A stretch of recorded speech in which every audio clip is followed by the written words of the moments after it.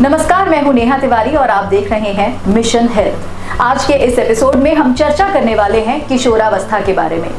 इस उम्र के दौरान हमारे बच्चों को किस तरह की चुनौतियों का सामना करना पड़ता है और किस तरह हम उनकी राह को आसान बना सकते हैं, इस पर बातचीत करेंगे। हमारे साथ हैं डॉक्टर शशि, जो कि डायरेक्टरेट ऑफ फैमिली वेलफेयर यानी कि परिवार कल्याण निदेशालय में प्रोग्राम ऑफिसर हैं एडोलेसेंट हेल्थ की। मैम, आपका स्वागत है मिशन हेल्थ में। Thank you Neha. मैम, सबसे पहले आपसे जानना चाहेंगे कि जैसा मैंने कहा, क्या चुनौतियां होती हैं किशोरावस्था की? पहले मैं ये कहना चाहूँगी कि एडोलेसेंट पीरियड ऐसा है जो ट्रांजिशन फेज है।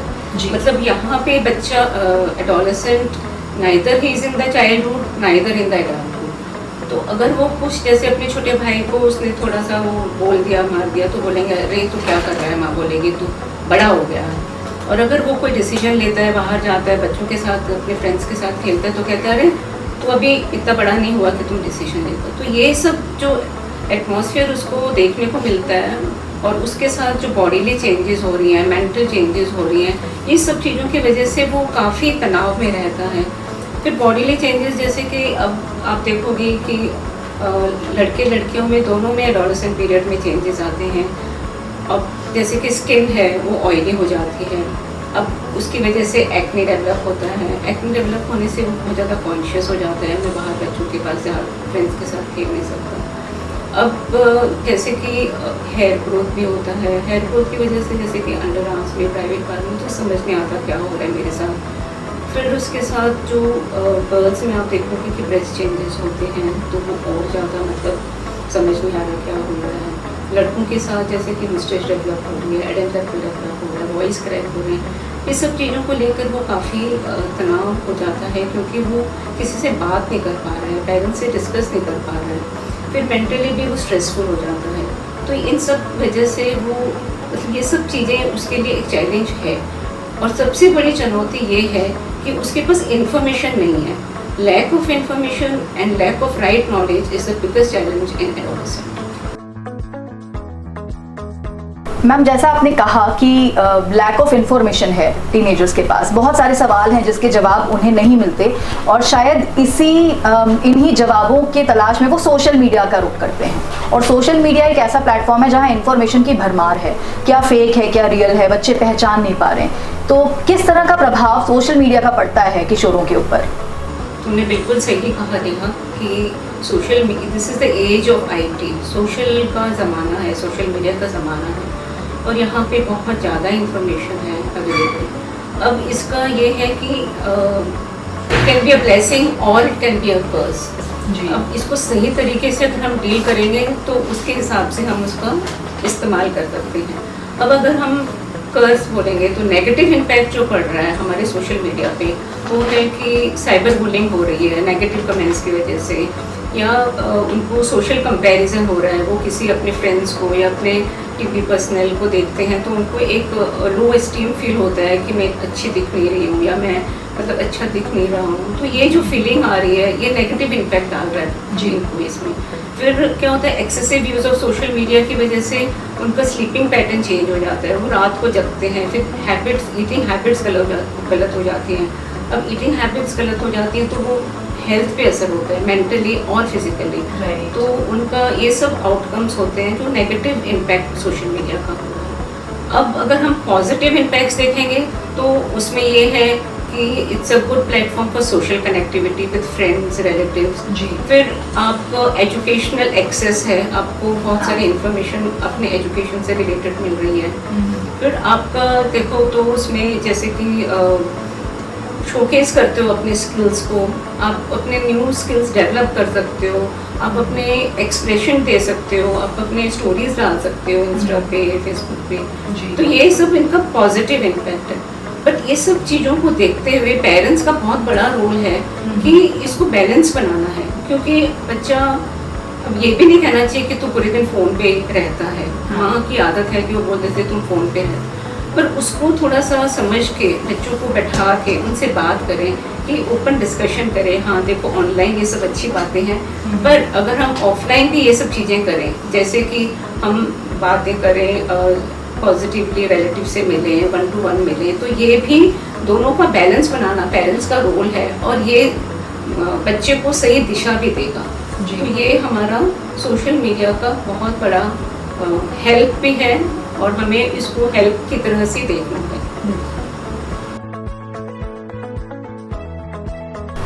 मैम, मेंटल हेल्थ एक बहुत बड़ा चैलेंज है एडोलेसेंट्स के लिए, स्पेशली इतना सारा प्रेशर रहता है उनके ऊपर चारों तरफ से, तो इसके ऊपर क्या व्यू पॉइंट है आपका?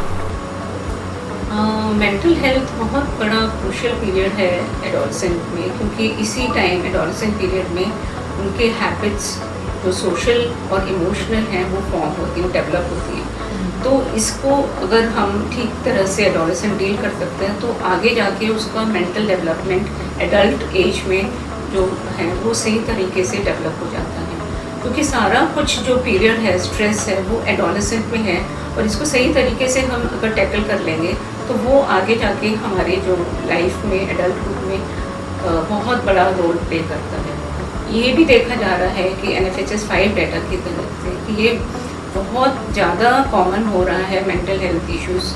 और मतलब 1 लाख में अराउंड 13 बच्चे हमारे सुसाइडल टेंडेंसीज को जा रहे हैं। मतलब जो मेंटली वो सोचता है कि जो उनके सेक्स से रिलेटेड प्रॉब्लम्स हो रही हैं, जो वो कह नहीं पा रहा तो स्ट्रेस ले रहा है, अगर रिलेशनशिप इश्यूज़ हैं, अनप्रोटेक्टेड सेक्स के साथ रिलेशंस हैं, बॉडीली इश्यूज़ हैं, ये सब चीज़ें वो क्योंकि डिस्कस नहीं कर पा रहा है, वो मेंटली स्ट्रेसफुल हो रहा है। उसको लेकर हम किस तरह से इसको हम रिजॉल्व कर सकते हैं, किस तरह से उनको बता सकते हैं। तो ये बहुत ज़रूरी है एडोलेसेंट को कन्वे करना कि ये पीरियड में हो जाता है, बट अगर आप इसको रेगुलर एक्सरसाइज से बॉडीली आप मतलब अपना ध्यान रखोगे, रेगुलर एक्सरसाइज करेंगे हम, और हम अगर स्लीप पैटर्न हमारा इम्प्रूव करेंगे, हम उसको डाइटरी और ईटिंग हैबिट्स अगर हम ठीक रखेंगे, तो ये सब चीज़ों की जो मेंटल स्ट्रेस उनको डेवलप हो रहा है वो अवॉइड हो जाएगा।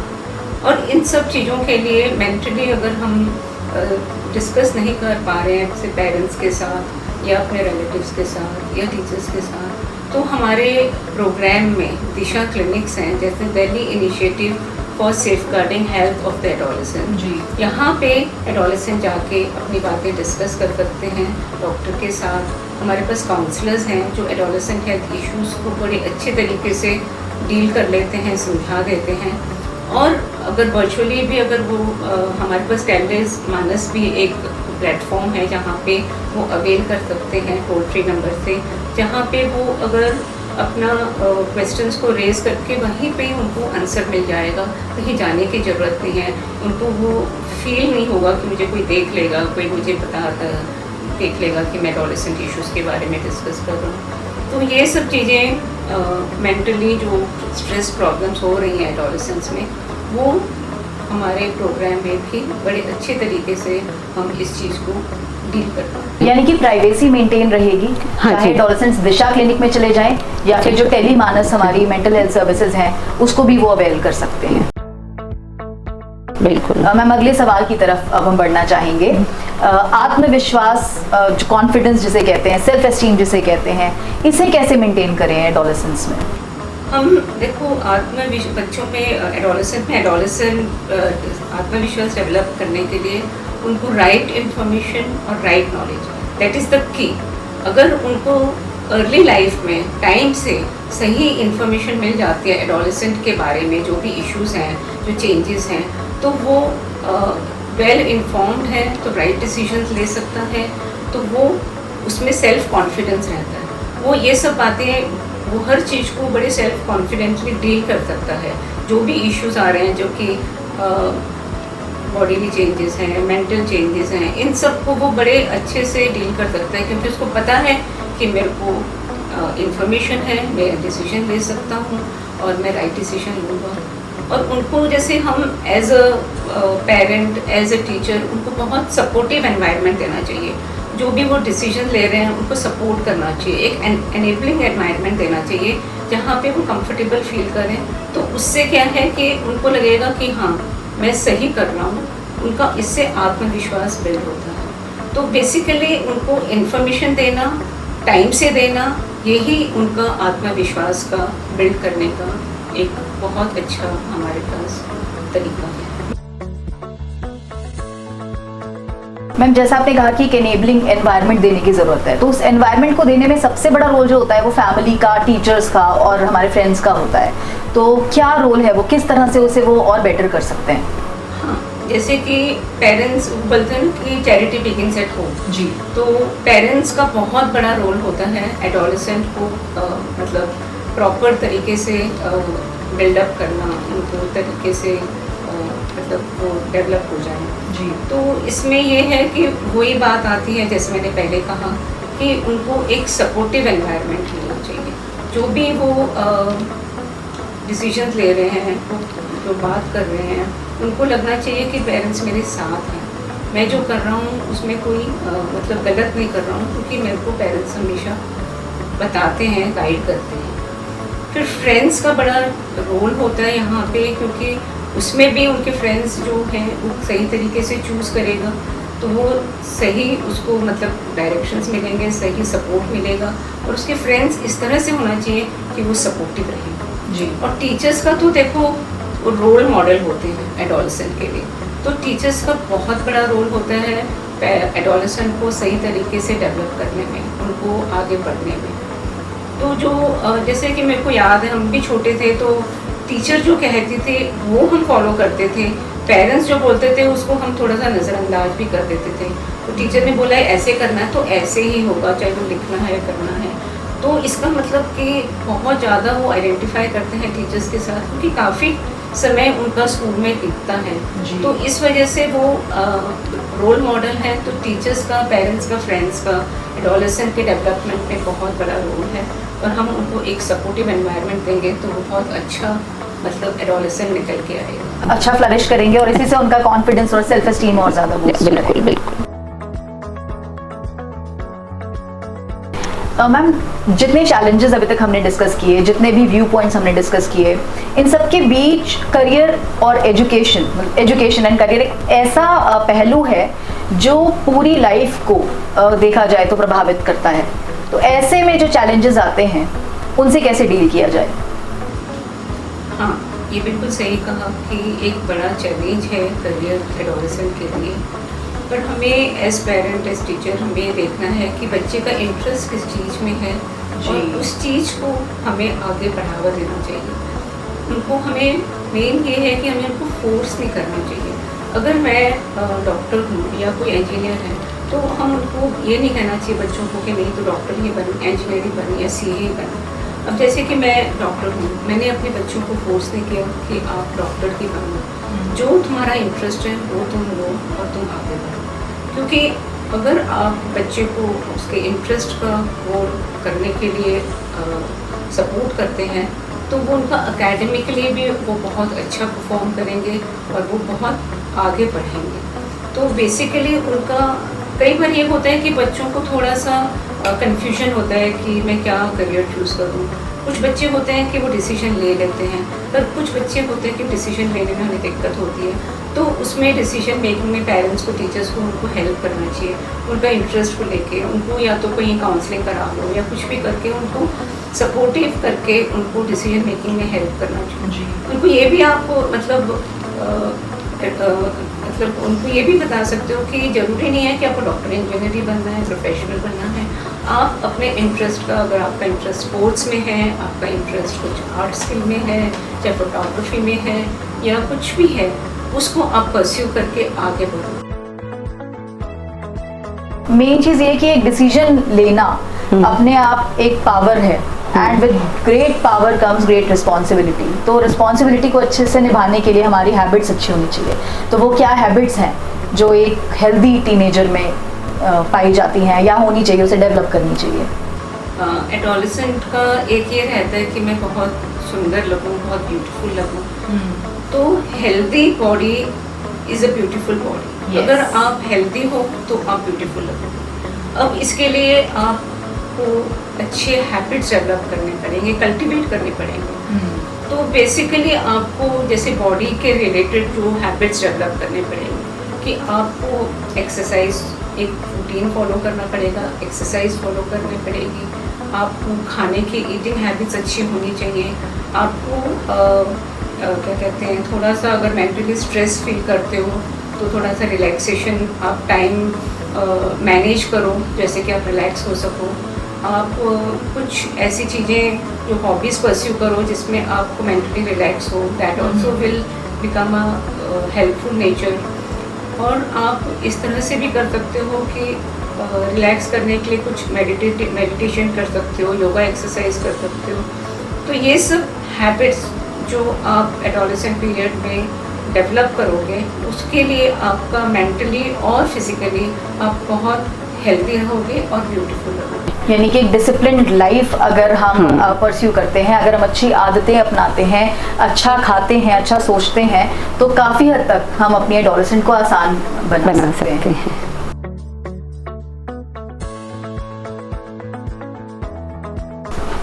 मैम, एक सबसे बड़ा चैलेंज सामने आता है सेक्स एजुकेशन से रिलेटेड, जिससे बात करने में माता पिता टीचर सब हिचकिचाते हैं, लेकिन टीनेजर्स के लिए ये कितना ज़रूरी है? देखो, हाँ, सिंपल सही कहा, ये पीरियड थोड़ा ऐसे ही है और सेक्स एजुकेशन के बारे में उनको पता नहीं होता है, मतलब वो ढूंढते हैं रास्ते कि हमें कहाँ से पता लगे जी। और हमारा ये जो एनवायरनमेंट है, पेरेंट्स या एल्डर्स उनको ये बताते हैं कि ये प्राइवेट पार्ट्स की बातें ओपनली डिस्कशन नहीं होना चाहिए। तो ये सब चीज़ों को लेके उनको समझ नहीं आता कि हमें क्या करना चाहिए। It's a promising age but very delicate phase, तो it has to be treated with utmost care. तो ये चीज़ें हमें अगर समझ आती हैं तो हम क्या, एज इन द प्रोग्राम, हम लोग इन RKS के प्रोग्राम हम क्या करते हैं, हम उनको अपने रिप्रोडक्टिव ऑर्गन्स के बारे में बताते हैं, सेक्सुअल हेल्थ के बताते हैं और इनको इन्फॉर्मेशन देते हैं सेक्स एजुकेशन के बारे में। तो जब ये अगेन जब उनको सेक्स एजुकेशन के बारे में इंफॉर्मेशन रहती है तो उनको पता है कि हमें कैसे डील करना है। तो RTI STI जैसे कि हाइजीन मेंटेन करना है प्राइवेट पार्ट्स की, उनके साथ जो सेक्सुअली ट्रांसमिटेड डिजीज़ हैं उनके बारे में नॉलेज हो जाती है। तो ये सब चीज़ें अवॉइड हो जाती हैं, कम हो जाती हैं। उसके रिगार्डिंग फिर हम जैसे कि कंसेंट के बारे में पता लग जाता है। सेक्स, मतलब आपको अगर एजुकेशन पता लग गया सेक्सुअल हेल्थ के बारे में, तो कंसेंट के बारे में वो लर्न करते हैं कि येस है तो येस, नो है तो नो, हाँ है तो है, नो है तो नो। और फिर उनका ये जो असर्टिव नेचर हो जाता है कि उनको बड़े फर्म वॉइस में और बड़े आराम से मना करने का तरीका आ जाता है जी। तो ये बड़ा रोल प्ले करता है उनके डेवलपमेंट के लिए। फिर इससे हमारा क्या होता है कि ये सब चीज़ों की वजह से सेक्सुअल अब्यूज़ कम हो जाता है, फिर सोसाइटी में रिस्पेक्ट होता है। वो उनको पता है कि हाँ ये लड़की मना कर रही है, वो अनप्रोटेक्टेड सेक्स के लिए मना कर रही है, टीनेज प्रेगनेंसी हमारी कम हो जाएंगी। तो ये सब चीज़ों से हमारी सोसाइटी का जो एनवायरनमेंट है वो बड़ा रिस्पेक्टफुल होगा जी। इसमें जो सेक्सुअली रिलेटेड प्रॉब्लम्स हैं, जो इश्यूज़ हैं, जैसे रेप के केसेस हैं और केसेस हैं, जो इनिशिएशन ऑफ सेक्स है, ये सब चीज़ें अवॉइड हो जाएंगी, कम हो जाएंगी। तो इसका बहुत बड़ा इम्पैक्ट सोसाइटी में जो हमारा रहेगा वो ये है कि एक हम नेविगेट कर देते हैं इंफॉर्मेशन से कि वो हेल्दी इंडिविजुअल बनेगा, हेल्दी कम्युनिटी बन जाएगी। बिल्कुल, यानी कि क्यूरियोसिटी को सॉल्व करने का जो सबसे अच्छा तरीका है वो है ओपन कम्युनिकेशन। हाँ जी। अगर आप बात कर रहे हैं अपने एडोलेसेंट्स के साथ, अपने बच्चों के साथ, उनके सभी सवालों के जवाब अगर आप आराम से दे रहे हैं तो उन्हें भी कोई बहुत बड़ा टैबू नहीं लगेगा sex education. It is very ये बहुत बड़ा इम्पोर्टेंट, सही वर्ड यूज किया आपने कि ये टैबू जो develop, it won't be a taboo. Yes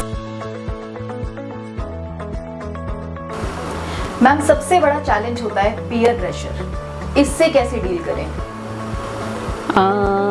peer pressure basically क्या होता है कि जिन अपने फ्रेंड्स के साथ जो उठना बैठना है, जिनसे बातें करनी है, उनके सर्कल में ही उनको मतलब एडोलेसेंट को प्रेशर फील होता है जी। कि उसको ये लग रहा है कि मेरे फ्रेंड्स हैं, सब कुछ है, पर फिर भी मैं एक प्रेशर फील करता हूँ उनकी कंपनी में। तो बेसिकली ये वाला एज बहुत ज़्यादा पोटेंशियल भी है इसमें और बहुत ज़्यादा वनरेबल भी है। तो वनरेबल जो पीरियड होता है इसमें पीयर प्रेशर की वजह से वो बहुत सारी चीज़ें ऐसे करता है जो उसको नहीं करना चाहिए, जो बाद में वो उसको रियलाइज़ होता है कि मुझे नहीं करना चाहिए जी। तो जैसे कि पीयर प्रेशर में उसको ये वाली फीलिंग आती है कि मेरे को एक सेल्फ आइडेंटिटी चाहिए, मुझे पॉपुलर होना है, वो अपने फ्रेंड से कंपैरिजन करता है और इस सब चीज़ों को लेकर वो ग्रुप में होना चाहता है, फिट इनटू द ग्रुप होना चाहता है। जब वो ये कोशिश करता है फिट इनटू द ग्रुप होने के लिए, तो वो अपनी जो थॉट प्रोसेस है, अपने जो वैल्यूज़ हैं, उसके साथ कई बार कॉम्प्रोमाइज़ भी कर लेता है, क्योंकि वो करना नहीं चाहता। जैसे वनरेबल मैंने कहा था अभी कि वो वनरेबल है सब्सटेंस अब्यूज़ में जाना, अल्कोहल में जाना, ये सब चीज़ों को लेके जब वो वनरेबल हो जाता है, वो पीयर प्रेशर के, पीयर इन्फ्लुएंस के अंडर आके ये सब चीज़ें हो जाती हैं। कई बार अनप्रोटेक्टेड सेक्स को लेके हो जाता है, कई बार स्मोकिंग का हो जाता है। तो ये सब चीज़ों की वजह से वो प्रेशर फील करता है। तो हमारे इसमें प्रोग्राम में ये सब चीज़ों को डील करने के लिए बड़ा अच्छा तरीका है। वैसे तो हम बताते हैं कि आप एडोलेसेंट को कि आप असर्टिव रहो, पर क्योंकि वो कम्युनिकेशन स्किल्स इतने अच्छे नहीं होते एडोलेसेंट पीरियड में, क्योंकि वो अपने फियर फील करता है कि अगर मैं ऐसे कुछ कह दूंगा तो मुझे फ्रेंड्स अवॉइड करेंगे, मैं उनकी कंपनी में नहीं रहूँगा, तो वो फियर की वजह से वो कम्युनिकेट नहीं करता और इस वजह से वो प्रेशर फिर फील करता है। मतलब वो टेक्निक में मेन है कि आपको असर्टिव होना है। हाँ, you have to rock stand बिल्कुल, डिसीजन मेकिंग, राइट। एंड एक हमारे प्रोग्राम में बताते हैं काम का वो वर्ड है कि अगर ये चीज़ तुम पीयर प्रेशर से बिल्कुल आप उसके इन्फ्लुएंस में नहीं आओगे। C stands for be cool, मतलब बिल्कुल आराम से कूल। A इज असर्टिव, आप जो भी अभी बताया जैसे कि हम डिस्कस भी किया है कि आप असर्टिव रहो आपके डिसीजन मेकिंग पे, ठीक है। और आप लुक इनटू द आई, जब आप अपने फ्रेंड के, आपके पीयर्स में बिल्कुल ऐसे देखोगे तो उनको आपको एक कॉन्फिडेंट फील आएगी और आप गलत काम नहीं करोगे। So L is for look into the eye. हाँ, और M होता है मिनट, मतलब आप बिल्कुल फ्रेंड को पता होना कि अगर इसने ये बोला है तो वो मीन करता है, चाहे वो सेक्स को लेके हो, अनप्रोटेक्टेड, मतलब जो भी प्रॉब्लम्स एडोलेसेंट इश्यूज के लेके। तो ये जो हमारा टेक्निक है पीयर प्रेशर से डील करने का, ये बहुत अच्छा तरीका है अगर ये फॉलो कर सकते हैं। तो एडोलेसेंट एज सच एक बहुत बड़ा इशू नहीं है जितना हमारे सोसाइटी में परसिस्ट करता है। छोटी प्रॉब्लम मुझे लगता है कि बड़ों की ज्यादा है, एडोलेसेंट्स की कम है। हालांकि हम सब उस एज से निकल चुके होते हैं, चैलेंजेस भी पता होते हैं, समझ भी रहे होते हैं, लेकिन उससे डील करना हमारे लिए बिल्कुल मुश्किल होता है। तो यही हमारे प्रोग्राम में हम लोग सब बातें बताते हैं पेरेंट्स के लिए, टीचर्स के लिए और एडोलेसेंट के लिए, क्योंकि it is a team work. तो ये अगर हम सही तरीके से डील कर पाएंगे तो ये बहुत बड़ा इशू नहीं रहेगा। एडोलेसेंट पीरियड एक बहुत मतलब जो हमारे सोसाइटी में परसिस्ट करता है कि एडोलेसेंट पीरियड एक बहुत जो, जबकि वो हेल्दी पीरियड है।